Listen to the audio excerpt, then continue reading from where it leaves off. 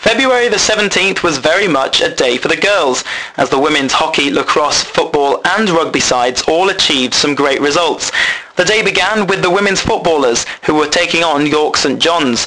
The Palatinats ran out 5-1 victors in the end, with captain Beth Jenkins in particular praising freshers Anna Pilkington and Ruth Matter, who both grabbed a brace to continue their side's fine recent form. We're on a pretty good run at the minute. It took us a while to get into our stride, but we've got ourselves sorted out tactically and now we're looking positive for the rest of the season.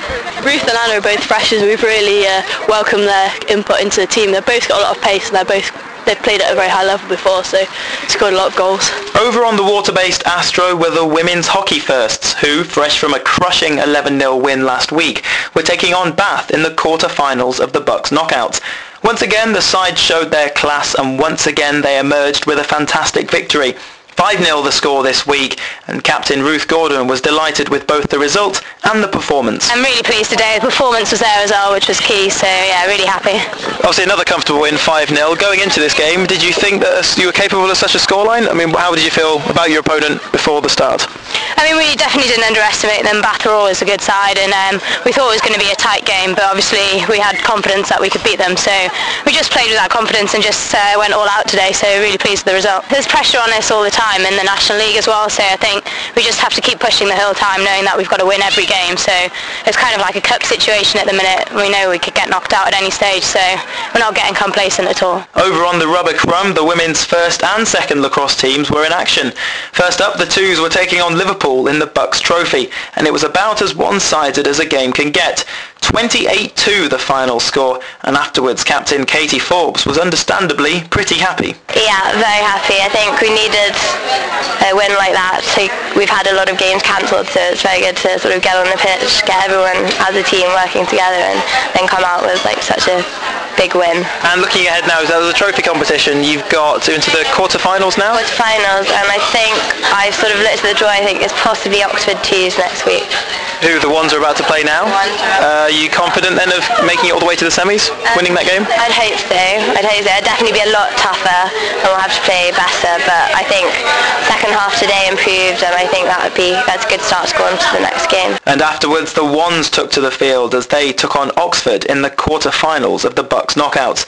3 years ago, Oxford had knocked Durham out at this stage, but after a 13-2 victory this time, I asked captain Elsie Buchan whether revenge had been sweet.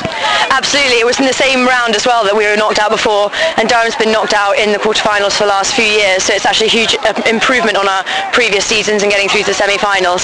I think coming into this game we knew that on paper we were the stronger team. We finished higher up in our league than they did, and once we got past the nerves at the start of the game, that became really evident. You mentioned the nerves at the start of the game, because 13-2 scoreline suggests it was quite a comfortable game, but at the start it was a bit touch and go, wasn't it?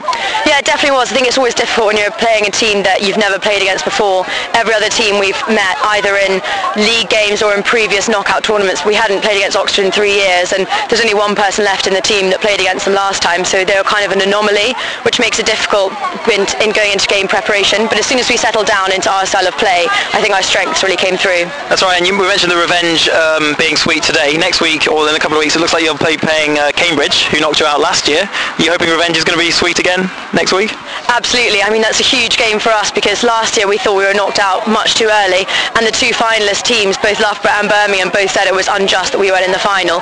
But I mean, that's not how sport works. It doesn't work on a fairness. It works on who wins on the day, and I think that next week is our chance to show them that we are the best team on the day, and we'll be a lot better mentally prepared this time than we were last time. And watching on from the sidelines was their coach, Emily Blatter, who told me after the game she was delighted the players had taken on board what she'd been saying in the run-up to the match. I could not be happier. That was a great team performance. You know, I told the girls last night that we should focus not on standing out individually, but what we can do to make our teammates look better, and I think that really showed today because it was a true team effort. The final score suggests it was a comfortable game, but the first 15 minutes maybe not. It was looking very tight. Were you nervous at the start of the game? I was very nervous, yeah. Oxford is a really good team. They're scrappy. They are one of the most physical teams we've faced. this entire tournament. So they're definitely a good opponent. So I think that the fact that we were able to pull away, I think, is pretty good. What is there to improve? You've only got 2 games potentially to go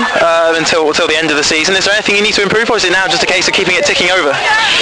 That's an excellent question. Yeah. There are always things to improve upon, certainly, and I think that'll be my job today. Like, as I go home tonight to think about our game. I think really it's perfecting what we've already been working on this entire term, and then just perfecting it, making it absolutely perfect for the final championship. Over the river, the women's rugby side were taking on Liverpool in the final game of their league season.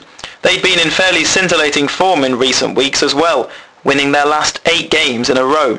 And they continued that trend with a 7-0 victory, and with it they officially confirmed themselves as league champions. Even more remarkably, they've only conceded 15 points all season. 2 weeks ago I'd put it to their coach Cameron Henderson that they were certain to win the title. He was worried that I'd jinxed it, but ultimately his side proved their class and the league title is theirs.